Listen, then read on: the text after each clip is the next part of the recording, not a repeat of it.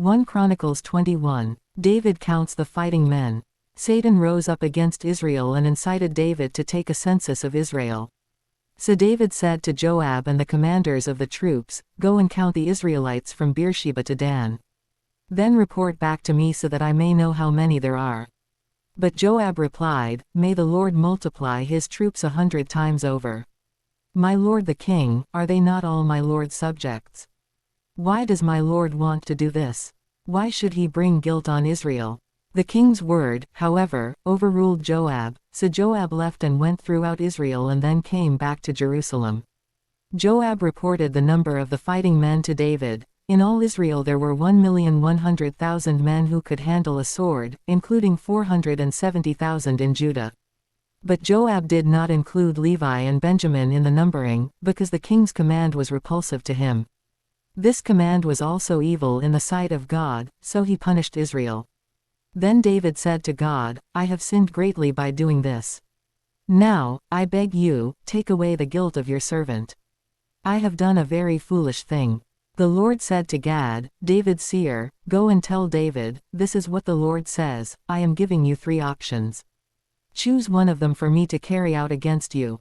So Gad went to David and said to him, "This is what the Lord says, take your choice, 3 years of famine, 3 months of being swept away before your enemies, with their swords overtaking you, or 3 days of the sword of the Lord, days of plague in the land, with the angel of the Lord ravaging every part of Israel.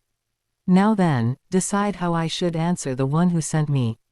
David said to Gad, "I am in deep distress. Let me fall into the hands of the Lord, for his mercy is very great, but do not let me fall into human hands." So the Lord sent a plague on Israel, and 70,000 men of Israel fell dead. And God sent an angel to destroy Jerusalem. But as the angel was doing so, the Lord saw it and relented concerning the disaster and said to the angel who was destroying the people, "Enough. Withdraw your hand." The angel of the Lord was then standing at the threshing floor of Araunah the Jebusite. David looked up and saw the angel of the Lord standing between heaven and earth, with a drawn sword in his hand extended over Jerusalem. Then David and the elders, clothed in sackcloth, fell face down. David said to God, "Was it not I who ordered the fighting men to be counted? I, the shepherd, have sinned and done wrong. These are but sheep. What have they done? Lord my God, let your hand fall on me and my family, but do not let this plague remain on your people." David builds an altar. Then the angel of the Lord ordered Gad to tell David to go up and build an altar to the Lord on the threshing floor of Araunah the Jebusite. So David went up in obedience to the word that Gad had spoken in the name of the Lord. While Araunah was threshing wheat, he turned and saw the angel. His 4 sons who were with him hid themselves.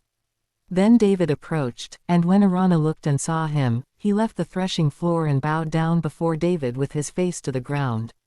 David said to him, "Let me have the site of your threshing floor so I can build an altar to the Lord, that the plague on the people may be stopped. Sell it to me at the full price." Araunah said to David, "Take it.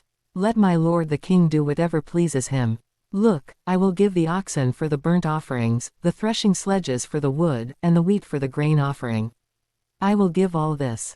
But King David replied to Araunah, "No, I insist on paying the full price. I will not take for the Lord what is yours, or sacrifice a burnt offering that costs me nothing." So David paid Araunah 600 shekels of gold for the site.